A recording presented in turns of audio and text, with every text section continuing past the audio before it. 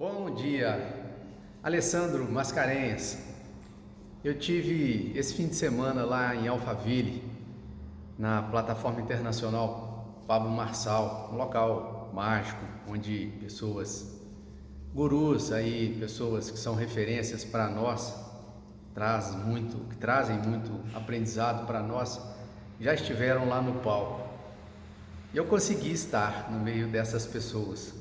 Foram 12 palestrantes e eu fui um deles. Tive esse prazer imenso. Confesso que o frio na barriga veio numa dose bem frenética, bem diferente das que eu já havia experimentado até hoje, há mais aí de 20 anos como palestrante. Mas é uma experiência única e principalmente por estar no meio dessas outras pessoas. Isso chama ambiência. Pessoas de várias regiões do Brasil estavam juntas lá, dividimos o mesmo palco. Foi muito gratificante, foi uma honra, me esforcei muito para estar junto com essas pessoas. Creio por meritocracia, consegui dar o meu recado lá. Foi muito louvável isso. E as pessoas que lá estavam foram merecedoras de tanto esforço, de tanto sacrifício, de tanta busca. Isso é muito gratificante. Eu começo falando com uma frase, ou melhor, frases soltas no dia de hoje, para você que está buscando autoconhecimento, está buscando capacitação, buscando melhorar e ouvindo alguém, você encontra frases soltas, mas essas frases soltas hoje fazem a história do amanhã. Junte elas, no momento certo, você vai saber contextualizar, juntar essas frases soltas que agora não são mais soltas. Isso vai fazer você escrever a sua história. Exatamente isso, vai te dar sabedoria. A partir do momento que você começar a experimentar essas ideias que você ouviu, que você transformou em conhecimento e colocou na prática e obteve bons resultados de tudo isso. Isso é sabedoria. E isso foi exatamente o que eu adquiri estando lá nesse ambiente. Coisas imensuráveis. Eu começo com uma fala no retorno para minha cidade. Eu conheci um motorista e tivemos a oportunidade, eu fui convidado para poder dividir a cabine com ele. Lá viemos conversando uma grande parte da viagem e ele me falou uma coisa que tocou profundamente meu coração. Ele me disse que nas suas abordagens aos clientes, quando dá conferência das passagens, ele costuma dizer essa frase, principalmente quando ele percebe que a pessoa que está embarcando se despediu de alguém querido da sua família, e ele disse: eu sou o mensageiro da tristeza, mas também sou da alegria. Isso ele disse, quando ele leva os pais, levam as pessoas das suas famílias para o trabalho, para os compromissos, mas depois, quando ele devolve as pessoas para as suas famílias, para os seus entes queridos, ele também se torna o agente, o mensageiro da felicidade. Isso foi muito forte para mim, porque a gente, quando assume a responsabilidade de levar algo para essas pessoas, nós temos ali, naquele momento, nós temos uma oportunidade de ser também um mensageiro. Já parou para perceber isso?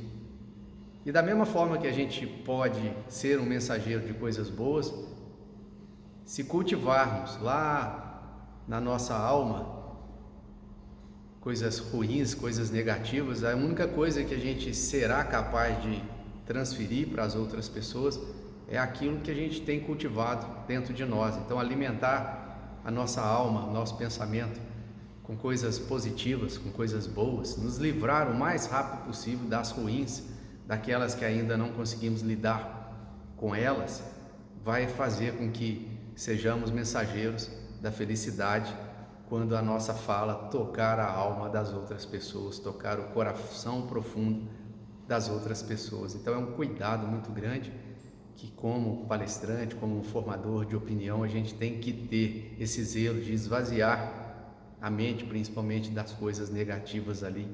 Isso é uma responsabilidade muito grande, mas que eu já havia pensado nisso há muito tempo atrás, mas a responsabilidade e a importância dada a isso fez diferença a partir dessa fala que eu ouvi desse motorista. Então são códigos que a gente pega no dia a dia, na nossa vida, muito importante para nós, né? Essa conversa que a gente tem, essa troca de experiência, esse ouvir, essa conduta que a gente assume ter diante a nossa vida, diante dos nossos desafios, e estamos aí aos olhos das pessoas, estamos sendo referência para as outras pessoas, e é muito importante que a gente se policie nesse aspecto, né? Não quer dizer que nós não vamos ter problemas, não vamos ter enfrentamentos. Agora, a atitude que a gente decide ter de frente aos conflitos, de frente aos enfrentamentos, de frente aos desafios, a postura que nós assumimos ter, como vamos lidar com esses desafios, com as pedradas que tomamos na vida, os chutes na canela, as contrariedades, como nós escolhemos e nos capacitamos e desenvolvemos as nossas habilidades de lidar da melhor forma possível com tudo isso, muda o nosso destino e muda com toda certeza o destino das pessoas que nos veem como uma referência. Todos nós somos referência para alguma pessoa, se não para uma população de pessoas. Isso é muito importante, trazer consigo a autorresponsabilidade no sentido de sempre pensar no que a nossa tomada de decisão pode impactar não somente na nossa vida, mas na vida dessas pessoas que estão nos espelhando. Um exemplo muito grande são os nossos filhos, que se tornam, como já se diz, filosofando, flechas na mão de um arqueiro, mas é importante a gente compreender que a flecha, antes de ser lançada, ela permanece, eu esqueci o nome, mas ela permanece naquele suporte feito para guardar as flechas e que vai aqui, vai aqui nas costas do arqueiro. E a pergunta é, nas costas do arqueiro, porém, tombada um pouquinho para o lado. Então, ou seja, nós olhando de frente para o arqueiro, a gente consegue ver ao lado do arqueiro as flechas que vão ser lançadas. Então as flechas, apesar de estarem nas costas do arqueiro, o tempo todo elas têm a visão do que anda na nossa frente. E se os filhos são flechas a serem lançadas pelo arqueiro, e o arqueiro são os pais, e eles caminham nas nossas costas, mas podendo enxergar o que está na nossa frente, significa que os nossos filhos veem o mundo com a nossa ótica. Já parou para pensar nisso? Os nossos filhos veem o mundo com a nossa ótica e eles colocam os seus pés aonde nós tiramos o nosso. Isso é fundo demais para sermos rasos na nossa vida, é profundo, ou seja, precisa de olhar para dentro, mergulhar, introjetar isso na nossa alma, para que ela governe os nossos pensamentos, as nossas emoções, as nossas sensações e faça com que nós permanecemos a maior parte da nossa vida, da nossa caminhada, da nossa trajetória no acerto, no lado bom de fazer as coisas, no lado bom de se comportar de forma positiva, adequada e exemplar, para que sejamos sim referências positivas na vida das pessoas. Fiquem todos com Deus.